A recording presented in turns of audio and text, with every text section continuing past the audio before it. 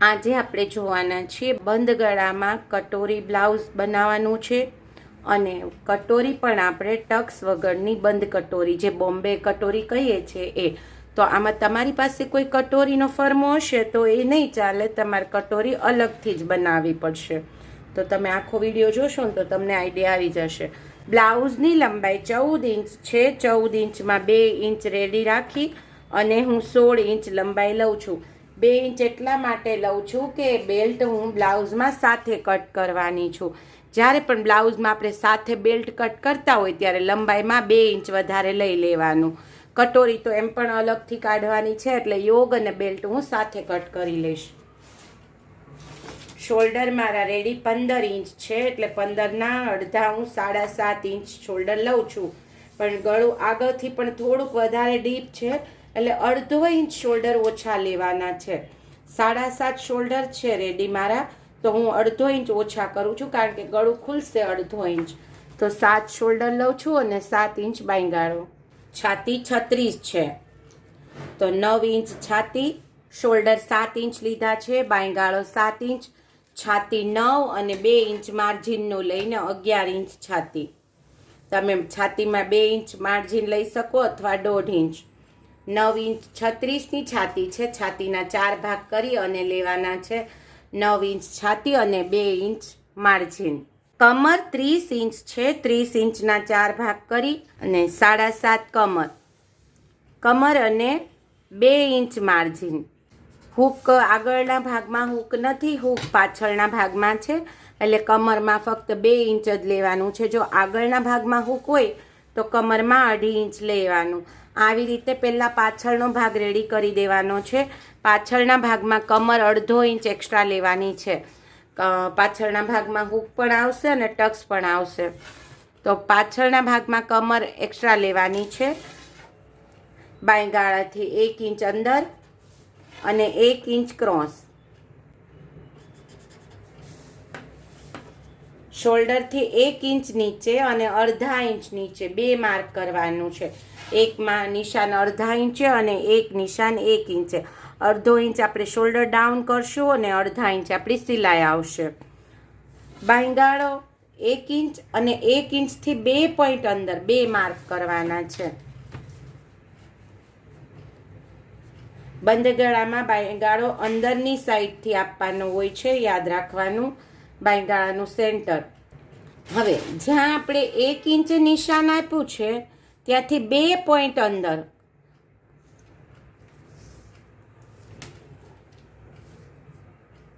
આવી રીતે એક નિશાન તો આપણે 1 ઇંચે આપ્યું છે અને બીજું નિશાન 2 પોઈન્ટ અંદરથી આપવાનું છે.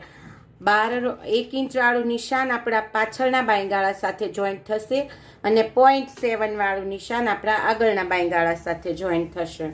1 ઇંચ આપણી છાતીનું માર્ક છે, જે છાતીનું એની સાથે પછી આપણે 1 ઇંચ માર્ક કર્યું છે એ અને આપણી સેન્ટર લાઈન, ત્રણેય લાઈન જોઈન્ટ કરી અને પાછળનો બાંયગાળો આપી દેવાનો છે.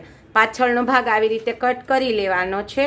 વચ્ચે હૂક આવશે અને પાછળ ગળું નાનું આવશે, 2 કે 3 ઇંચ. એનાથી વધારે પાછળનું ગળું નહીં થાય. તમે 2 ઇંચ અથવા 3 ઇંચ વધારે નીચે ના લઈ શકો. 2 ઇંચ નીચે અને ગળું 3 ઇંચ પહોળું. 3 ઇંચ પહોળું રાખું છું, પલટશે એટલે ગળું 3.5 રેડી થઈ જશે. પાછળનું ગળું 3 ઇંચ પહોળું અને 2 ઇંચ મેં લાંબુ રાખ્યું છે. આપણે જ્યારે સિલાઈ મારી અને ગળું પલટાવશું એટલે આપણું ગળું રેડી 3.5 થશે અને અહીંયા તો 2 ઇંચ જ રહેશે, કારણ કે અડધો ઇંચ આપણું શોલ્ડરમાં જશે. આનાથી વધારે લાંબુ ગળું નહીં થાય, નહીંતર પછી તમારા શોલ્ડર ઉતરી જશે. તમારે અંદરની સાઈડ બ્લાઉઝમાં કોઈ પેટર્ન કરવી પાછળ તો અંદર કોઈ પેટર્ન કરી શકો, પણ ગળું વધારે નીચે નહીં ઉતારી શકો. તો આપણા પાછળનો ભાગ રેડી છે. બ્લાઉઝમાં પાછળના ભાગમાં લંબાઈમાં ફક્ત 1 ઇંચ જ ઉમેરવાનું છે. મારે આગળનો ભાગ ડ્રોઈંગ બતાવું છું એટલે મેં 2 ઇંચ કર્યું છે. તમે પાછળનો ભાગ ડાયરેક્ટ કાપડમાં પણ કટ કરી શકો, પેપર કટિંગની કોઈ જરૂર નથી. લંબાઈમાં 1 ઇંચ ઉમેરી અને શોલ્ડર, બાંયગાળો, છાતી અને કમર આટલા માર્ક કરી અને પાછળનો ભાગ કટ કરી લેવાનો રહેશે. હવે આપણે આગળના ભાગ પર આવી જઈએ. પહેલાં આપણે બેલ્ટ રેડી કરી દઈશું. તો બેલ્ટ આગળના ભાગેથી તમે જુઓ તો થોડોક વધારે લાંબો છે, તો 5 ઇંચ રેડી બેલ્ટ રાખવો છે એટલે હું 6 ઇંચ લંબાઈ લઉં છું. બેલ્ટમાં આપણે અલગથી કાપડ ઉમેરવાની જરૂર નહીં રહી, કારણ કે મેં લંબાઈમાં પહેલેથી જ 2 ઇંચ કાપડ એક્સ્ટ્રા લઈ લીધું છે. તો 6 ઇંચ રેડી લઉં છું તો આપણો 5 ઇંચનો બેલ્ટ રેડી થશે. Fitting side 3 inch extra, 3 inch ઉપર જઈને માર્ક કરીશ એટલે ફિટિંગ સાઈડ આપણો બેલ્ટ 2 ઇંચ રેડી રહેશે. 3.5 ઇંચે એક નિશાન આપી દઈશું.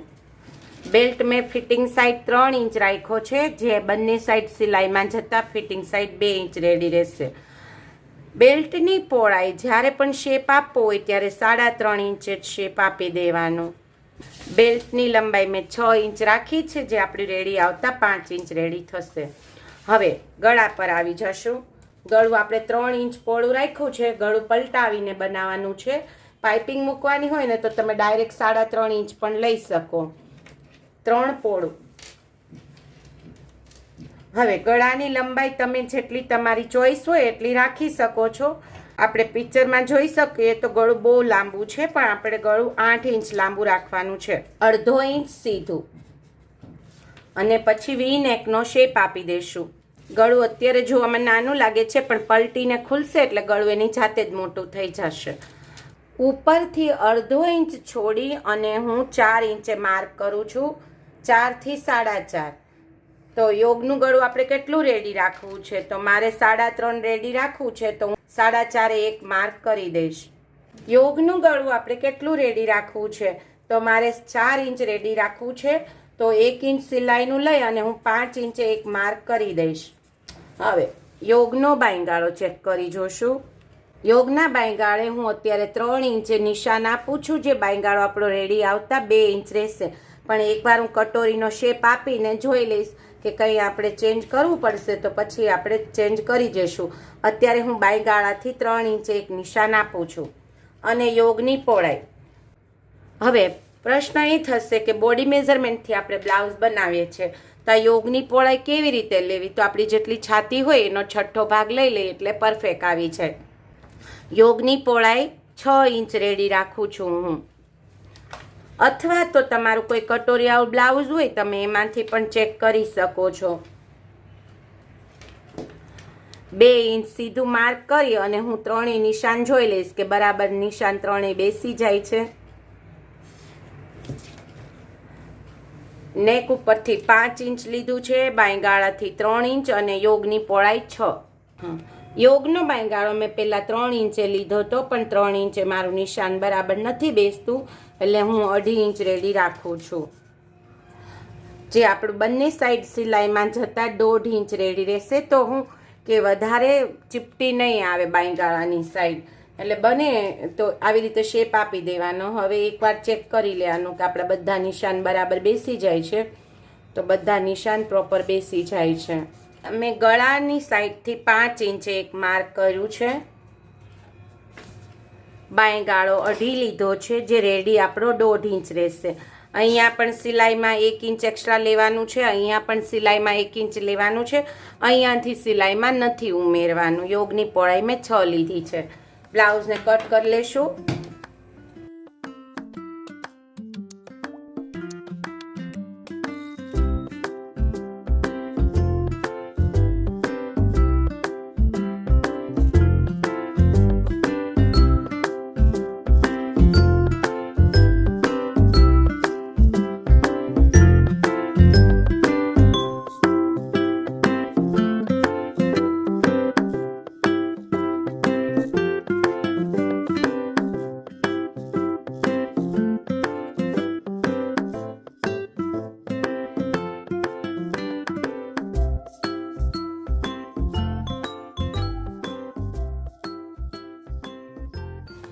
આપણે યોગના પાર્ટ અને બેલ્ટ રેડી છે. હવે કટોરી જોઈ લઈએ.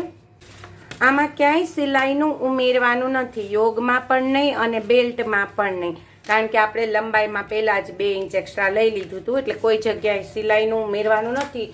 તો તમે ડાયરેક્ટ કાપડમાં પણ બ્લાઉઝનું કટિંગ કરી શકો તમારા અસ્તર ઉપર.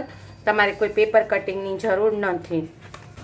હવે આ બંધ ગળાની કટોરી છે. આપણે ખુલ્લા ગળાની કટોરી તો આગળના વિડીયોમાં ઘણી બધી જોઈ છે.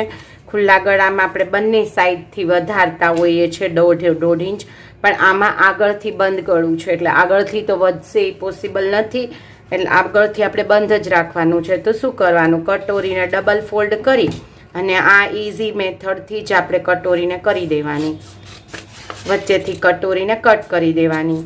જો તમારી પાસે કોઈ કટોરીનો ફરમો હોય બંધ ગળાનો તો તમે એ ઉપયોગમાં લઈ શકો.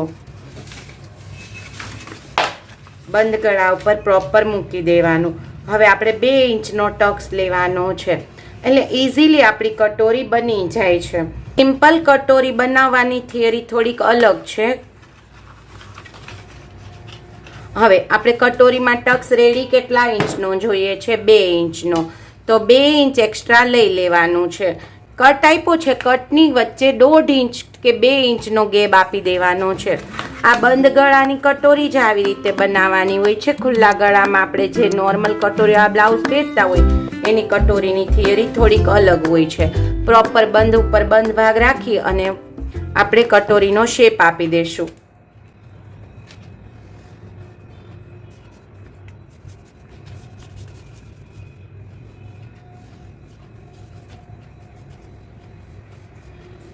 હવે ગળાની સાઈડથી એક્સ્ટ્રા નથી લેવાનું, પણ આપણે પાછળ બધી જગ્યાએ 1.5 ઇંચ એક્સ્ટ્રા લઈ અને એકવાર આપણો યોગ બનાવેલો છે યોગ ચેક કરી લેશું, કારણ કે આપણે કટોરી યોગ સાથે જોઈન્ટ કરવાની છે. તો આપણે કટોરી મૂકીએ ત્યારે આપણી કટોરી વધઘટ ના થાય એવી રીતે ચેક કરી લેવાની. તો 10.7 આવે છે. તો એકવાર ચેક કરી લેશું કે આપણી કટોરી 10.7 ક્યાં રેડી આવે છે. જે આપણે સિલાઈ માર્જિનનું એક્સ્ટ્રા લીધું છે ત્યાંથી ચેક કરી લેશું. 11 ઇંચમાં 2 પોઈન્ટ ઓછું, પણ હું પ્રોપર 11 ઇંચ લઉં છું કે 2 પોઈન્ટ કટોરી ગોળાઈથી મૂકીએ એટલે કટોરીની ગોળાઈ 2 પોઈન્ટ એક્સ્ટ્રા જ રાખવાની. સિલાઈનું 1.5 ઇંચ એક્સ્ટ્રા લઈ નીચેથી પણ સિલાઈ માર્જિન 1.5 ઇંચ એક્સ્ટ્રા લેવાનું છે. તમારે કટોરી પેપરમાં અલગથી જ બનાવવી પડશે. તમે યોગ અને બેલ્ટનું કટિંગ અસ્તર ઉપર કરી શકશો, પણ કટોરીનું તમારે અલગથી જ બનાવવું પડશે, કારણ કે કટોરીમાં ટક્સ માટે એક્સ્ટ્રા કાપડ ઉમેરવાનું હોય છે. હવે જ્યાં આપણે એક્સ્ટ્રા 2 ઇંચ છે તે માર્ક કરી દઈશું. 3 ઇંચ લાંબો 3.5 ઇંચે માર્ક કરી અને 3 ઇંચ લાંબો ટક્સ ડ્રો કરી દેશું.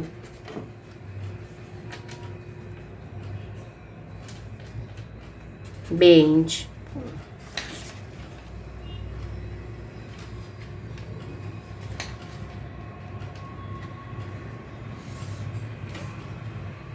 આને ડબલ કટોરી પણ કહી શકો અથવા તો બોમ્બે કટોરી પણ કહી શકો. બોમ્બે કટોરીમાં ટક્સ નથી આવતો, હજી પણ આપણો આ ટક્સ માઇનસ થઈ જશે. 3.5 ઉપર જે આપણી ગોળાઈ સાઈડ છે ત્યાંથી 3.5 અને અહીંયાથી જ્યાં આપણી બટન પટ્ટીની સાઈડ હોય ત્યાંથી 1 ઇંચ ઉપર માર્ક કરી અને આપણે શેપ આપી દેવાનો છે આવી રીતે. જે સાઈડ આપણો બંધ રહેશે એ ભાગથી 1 ઇંચ ઉપર જઈને અને ગોળાઈવાળી સાઈડથી 3.5 ઇંચ ઉપર જઈ અને શેપ આપી દીધો છે આવી રીતે. હવે કટ કરશું. હવે જે આપણો આ ટક્સ છે એ ટક્સને આપણે માઇનસ કરવાનો છે.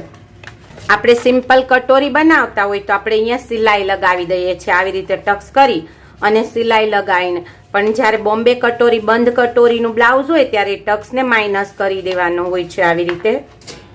હવે જો એ ટક્સ માઇનસ કરી આવી રીતે અને શેપ આપી દેવાનો. અહીંયા કદાચ થોડું ઘણું આમ તેમ લાગતું હોય, ગોળાઈમાં પ્રોબ્લેમ આવતી તો શેપ આપી દેવાનો. હવે જે તમારું કાપડ છે, હવે કાપડ ઉપર બંધ ભાગે કાપડમાં બંધ ભાગ લઈ અને જે આપણે કટોરી કટ કરી છે એ મૂકી દેવાની છે પ્રોપર. પણ આપણો આ જે બટન પટ્ટીવાળો ભાગ છે પ્રોપર બંધ ભાગ ઉપર મૂકી અને કટોરી ડ્રો કરી દેશું. બંને સાઈડ કટોરીમાં સિલાઈનું ઉમેરવું પડશે, એટલે જ્યારે કટોરી સેટ કરીએ ત્યારે બંને કટોરી વચ્ચે 1 ઇંચનો ગેપ આપી અને ડ્રોઈંગ કરવાનું છે. કારણ કે હજી આપણે નીચેની સાઈડ બંને કટોરી જોઈન્ટ કરશું ત્યાં સિલાઈનું ઉમેરવું પડશે. એક ધ્યાન રાખવાનું કે આપણી બટન પટ્ટી છે તો પ્રોપર બંધ ભાગે બેસવી જોઈએ.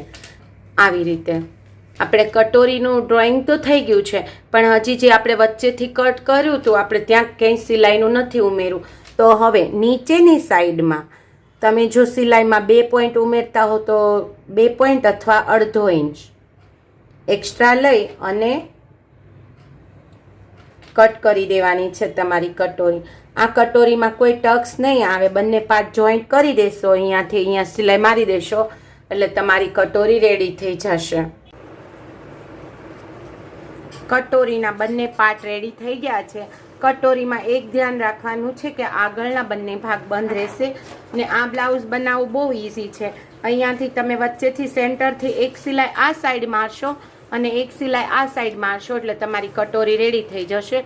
તમારે કોઈ ટક્સ લેવાની કે જરૂર નહીં પડે. તો આપણું બ્લાઉઝ રેડી છે. સિમ્પલ કટોરી બ્લાઉઝ સીવીને એવી જ રીતે સીવવાનું છે. ખાલી કટોરીમાં વચ્ચે સિલાઈ આવશે. યોગ સાથે જોડીને આપણો બેલ્ટ પણ બંધ ભાગે રેડી છે. સેન્ટરથી બેલ્ટ મૂકીને એક સિલાઈ આ બાજુ મારી દેવાની અને એક સિલાઈ આ બાજુ મારી દેવાની છે.